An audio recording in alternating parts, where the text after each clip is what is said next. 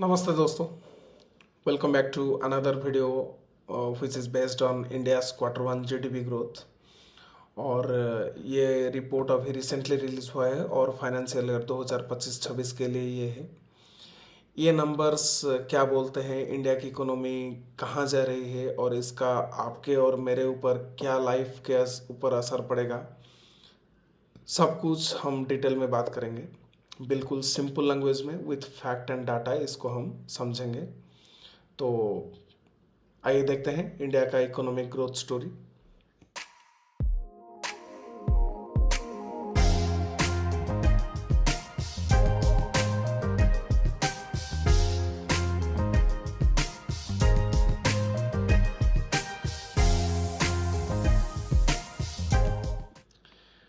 पहले थोड़ी सी बेसिक बात पे आते हैं कि जीडीपी यानी ग्रॉस डोमेस्टिक प्रोडक्ट एक तरह से देश की इकोनॉमी का रिपोर्ट कार्ड होता है।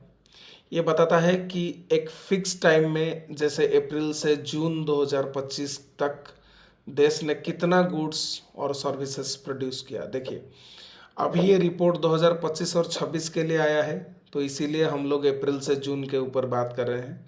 लेकिन अगर हम पूरा जीडीपी को समझेंगे तो जीडीपी एक साल में अप्रैल से लेकर मार्च तक काउंट किया जाता है फाइनेंशियल ईयर में। अगर हम देखें तो हर साल अप्रैल मई जून ये Q1 पे आता है, यानी कि Q1 पे आता है। फिर जुलाई अगस्त सितंबर ये Q2 पे आता है। अक्टूबर नवंबर दिसंबर ये Q3 पे आता है। और जनवरी फरवरी मार्च ये Q4 पे आता है। और वहाँ पे फाइनेंशियल ईयर का एंड होता है। तो अभी ये जो रिपोर्ट कार्ड आया है ये अप्रैल मई और जून को दर्शाता है, लेकिन ये अगस्त में क्यों आया, इसका पूरा कैलकुलेशन 2 महीना लगता है। तो अगर ये जून में ख़त्म हो रहा है तो जुलाई छोड़ के अगस्त में ये रिपोर्ट आएगा। फिर जुलाई अगस्त सितंबर, इसका रिजल्ट अक्टूबर छोड़ के नवंबर में आएगा। तो ये बताता है कि एक फिक्स टाइम है, जैसे कि अभी अप्रैल से जून 2025 तक देश ने कितना गुड्स और सर्विसेज प्रोड्यूस किया। सिंपल भाषा में बोलूं तो देश की टोटल इकोनॉमिक एक्टिविटीज़ का ये एक मेजरमेंट है। जीडीपी दो तरह से देखा जाता है, एक होता है रियल जीडीपी और दूसरा होता है नॉमिनल जीडीपी। अगर हम रियल जीडीपी की बात करें तो ये इन्फ्लेशन को एडजस्ट करके बताया जाता है कि कितना ग्रोथ हुआ है। लेकिन अगर हम नॉमिनल जीडीपी को देखें तो इसमें इन्फ्लेशन भी शामिल होता है, तो ये थोड़ा ज़्यादा दिखाता है। और यहाँ पे एक तीसरा टर्म भी आता है जो कि है जीवी है, यानी कि ग्रॉस वैल्यू एडेड, जो कि सप्लाई साइड से ग्रोथ दिखाता है। वहाँ पे टैक्सेस को माइनस किया जाता है। आज हम इन सब को डिटेल्स में समझेंगे। तो सबसे पहले आता है इंडिया Q1 जीडीपी 2025-26। तो दोस्तों चलो मेन नंबर्स पे आते हैं। 29 अगस्त 2025 को ministry of statistics and programme implementation यानी कि MOSPI ने Q1 जीडीपी डाटा रिलीज किया। और सुनो, इंडिया का रियल जीडीपी ग्रोथ Q1 में रहा है 7.8%। ये काफ़ी हाई नंबर है। और अगर आप पिछले 5 क्वार्टर में देखोगे तो ये सबसे हाई है। मतलब पिछले 5 क्वार्टर में इतना हाई ग्रोथ नहीं हुआ था। अगर इसको हम कंपेयर करें लास्ट ईयर के Q1 के साथ तो वो 6.5% था। और पिछला क्वार्टर में जो कि है Q4 फाइनेंशियल ईयर 24-25 में, उसमें ये 7.4 था। नॉमिनल जीडीपी जो इन्फ्लेशन के साथ कैलकुलेट होता है वो भी बढ़ा है 8.8% से। रियल जीडीपी का वैल्यू इस क्वार्टर में था 47.89 लाख करोड़, जबकि लास्ट ईयर सेम टाइम पे रहा था 44.42 लाख करोड़। अगर हम ग्रॉस वैल्यू एडेड के बारे में बात करें तो जो सप्लाई साइड दिखाता है वो भी बढ़ा है 7.6% से, और इसका वैल्यूएशन लगभग 44.64 लाख करोड़ अभी बताया जाता है। अब ये नंबर सुन के आप सोच रहे होंगे कि अरे इतना ग्रोथ तो बड़ी बात है। बिल्कुल सही सोचा आपने। India is still the world's fastest growing major economy and even when global markets, अगर आप ग्लोबल मार्केट को देखोगे तो वो अभी थोड़े से अनसर्टनिटी में है, लेकिन इंडिया का जो इकोनॉमी है ये अच्छा बताया जा रहा है। आईएमएफ के प्रोजेक्शंस के आधारित अगर आप देखोगे तो India is set to become the fourth largest economy by the end of the physical year by overtaking Japan. Okay, so why this high growth rate?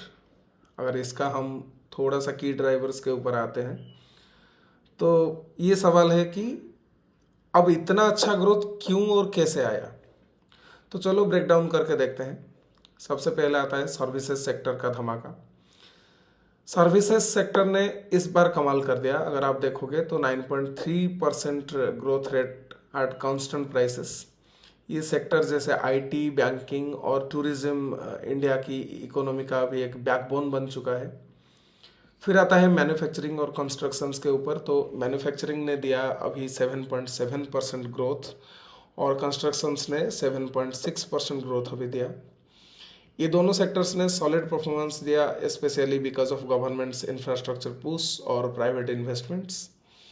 फिर गवर्नमेंट स्पेंडिंग के ऊपर अगर हम आए तो गवर्नमेंट फाइनेंशियल कंजप्शन एक्सपेंडिचर यानी कि GFC ने भी एक बहुत बड़ा रोल प्ले किया with 9.7% growth in nominal terms. ये फ्रंट लोडेड गवर्नमेंट स्पेंडिंग की वजह से हुआ, मतलब सरकार ने इस क्वार्टर में खर्चा जल्दी किया है।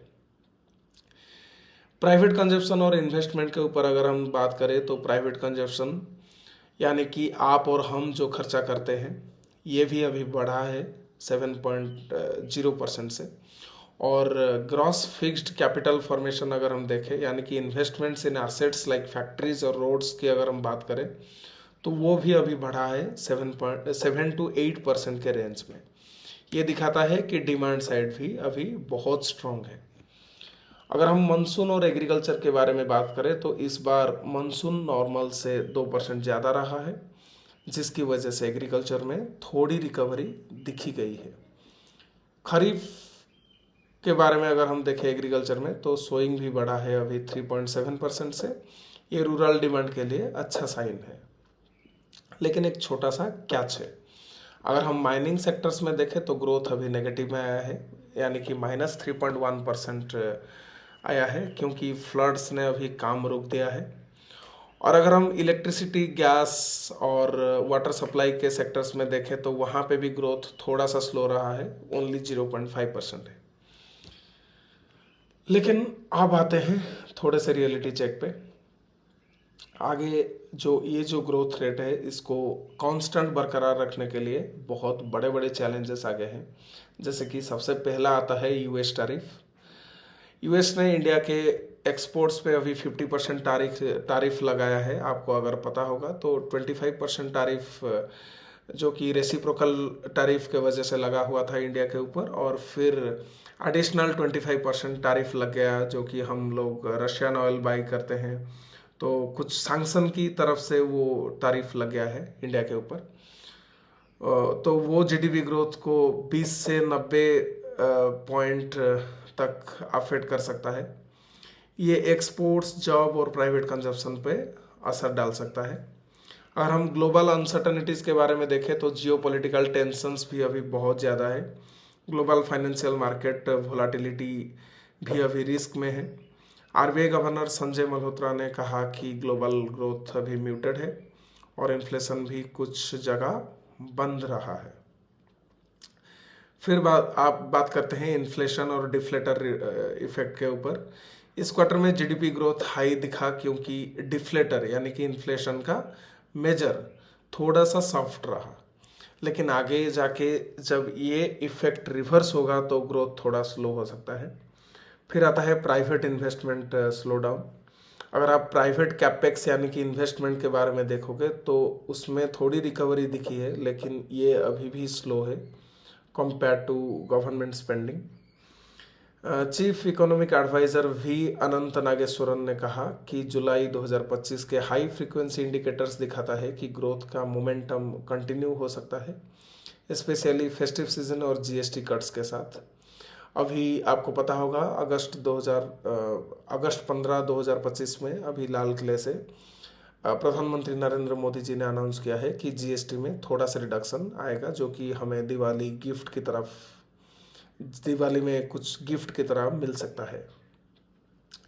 यूएस टैरिफ का असर भी शॉर्ट लिव्ड हो सकता है, क्योंकि इंडिया दूसरा मार्केट्स में डाइवर्सिफाई करने जा रहा है। तो दोस्तों आगे क्या, आरबीआई ने कहा कि 2025-26 के लिए ओवरऑल जीडीपी ग्रोथ 6.5% रहेगा, विथ Q2 में 6.7%, Q3 में 6.6% और Q4 में 6.3%।